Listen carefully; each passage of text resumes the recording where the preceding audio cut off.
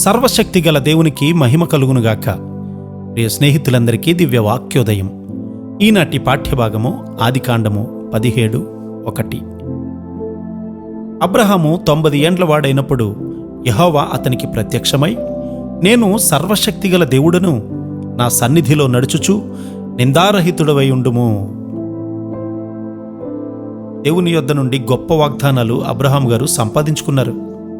అయినా కూడా దేవుడు, నేను సర్వశక్తి గల దేవుడను, నా సన్నిధిలో నడుచుచు నిందారహితుడివై ఉండుము అని అంటూ ఉన్నారు.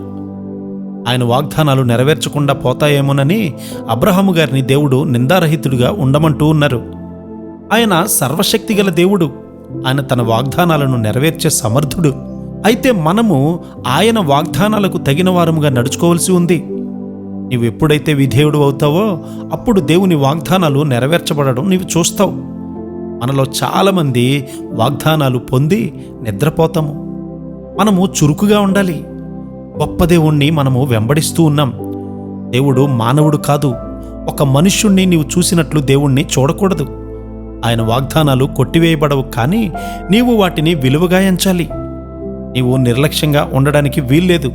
1 తిమోతి 4:12 మనం చదివితే, దేవుడు ఇచ్చిన దాని విషయం జాగ్రత్తగా ఉండు. మాటలోను, ప్రవర్తనలోను, ప్రేమలోను, విశ్వాసములోను, పవిత్రతలోను విశ్వాసులకు మాదిరిగా ఉండుము అని లేఖనం చెప్తూ ఉంది. దేవుడు నీకేమిచ్చాడో దానితో తృప్తి పడుతూ ఉన్నావా? నాకేం కావాలో దేవునికి తెలుసు. ఆ మనుషునికి ఒక కారున్నది, నాకు కూడా కావాలని నేను కోరను. నాకు అవసరమైతే దేవుడు ఆ సమయానికి ఇస్తాడు. కానీ ఆ సమయానికంటే ముందు నేను కారు కలిగి ఉంటే అది నన్ను, నా కుటుంబాన్ని నలగొడుతుంది.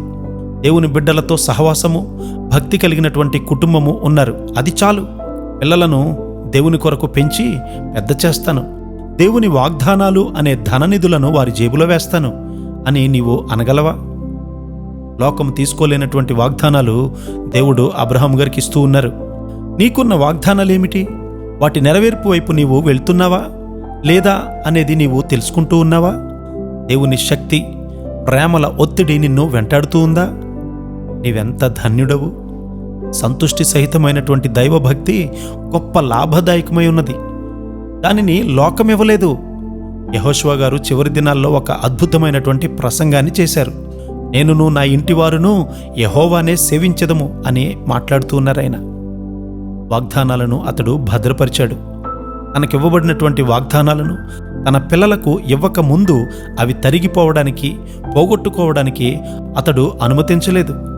మనలో ఎంతమందిమి ఇలా చెప్పగలము? ఆయన అనుగ్రహించే వాగ్దానాలు మనందరి జీవితంలో నెరవేరునుగాక. ఆమేన్.